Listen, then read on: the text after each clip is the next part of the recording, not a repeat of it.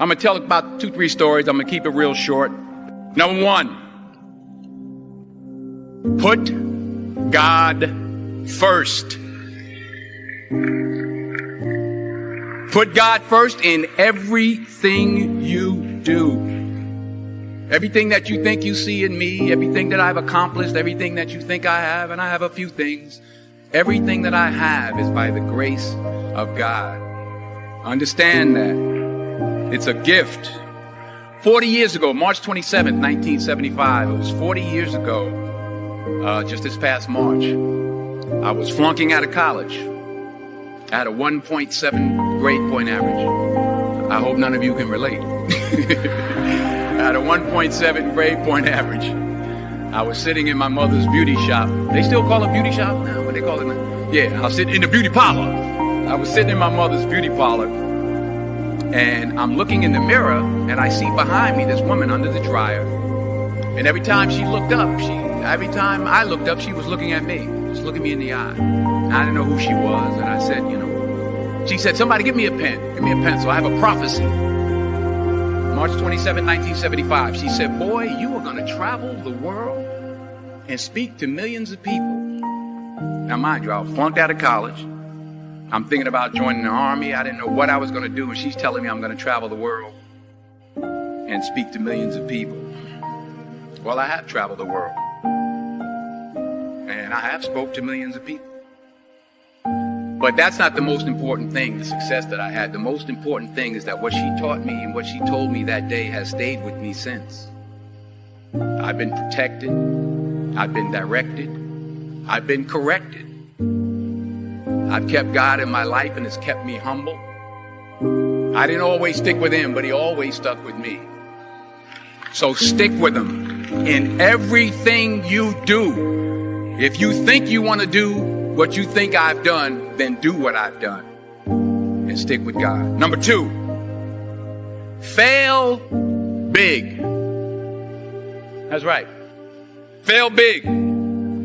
Today's the beginning of the rest of your life, and it can be very frightening. It's a new world out there. It's a mean world out there, and you only live once.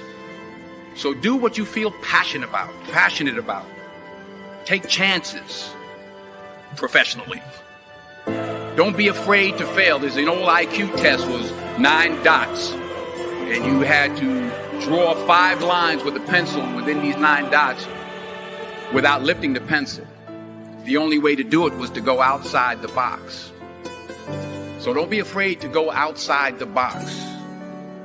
Don't be afraid to think outside the box. Don't be afraid to fail big, to dream big. But remember, dreams without goals are just dreams, and they ultimately fuel disappointment. So have dreams, but have goals.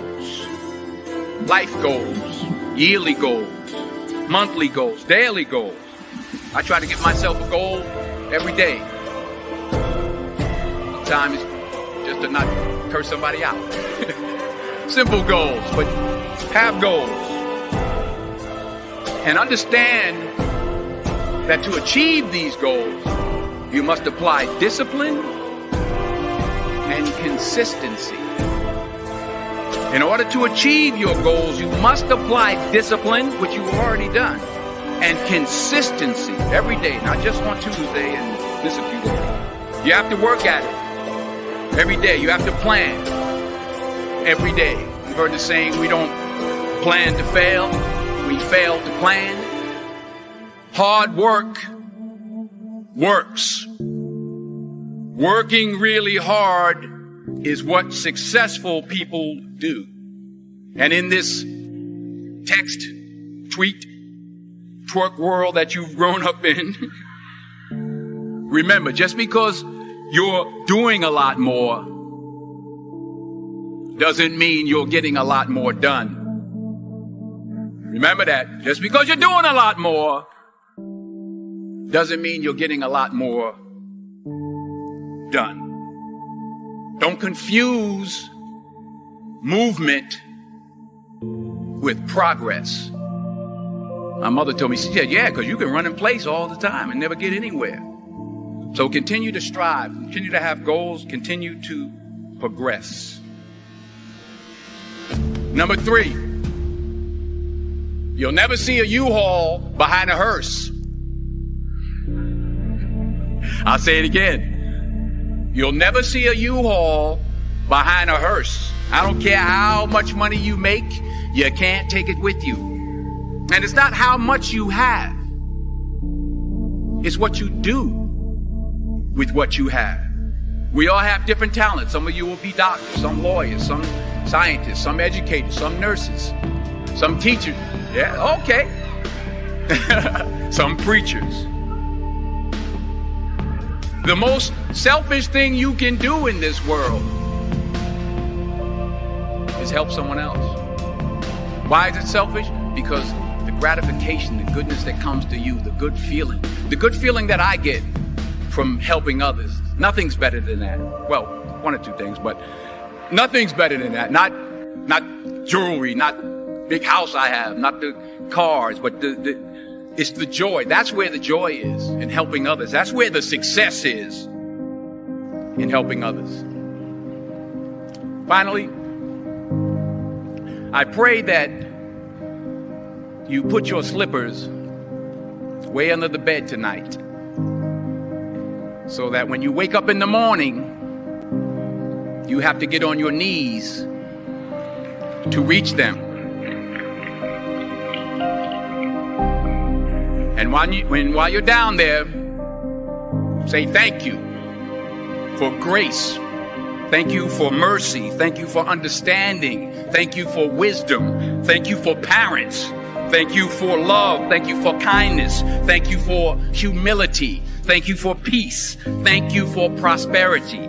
Say thank you in advance for what's already yours. It's how I live my life. That's why I am. One of the reasons why I am today.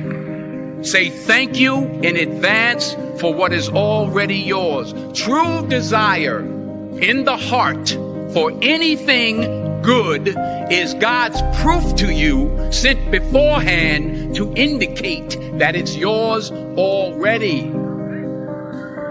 I'll say it again. True desire in the heart, that itch that you have, whatever it is you want to do, that thing that you want to do to help others and to grow and to make money, that desire, that itch, that's God's proof to you, sent beforehand already to indicate that it's yours. And anything you want good, you can have. So claim it. Work hard to get it. When you get it, reach back. Pull someone else up. Each one, teach one. Don't just aspire to make a living. Aspire to make a difference.